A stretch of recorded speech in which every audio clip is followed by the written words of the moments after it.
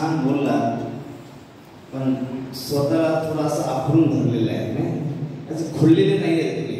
प्रसाद घेताना आपण खोलून प्रसाद घेतोय नाही, तसं खोलून बोलायचं. आता इथे बघणार कोणी नाही, तुम्हीच आता मला बघायला ओढ्याने म्हणायचं, हरे कृष्णा हरे कृष्णा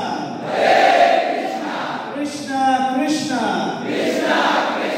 हरे हरे हरे रामा हरे रामा राम राम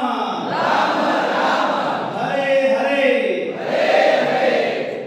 कुठलीही गोष्ट 3 वेळेस केल्यावर शुभ होते म्हणतात. तिसऱ्यांदा म्हणूया आपण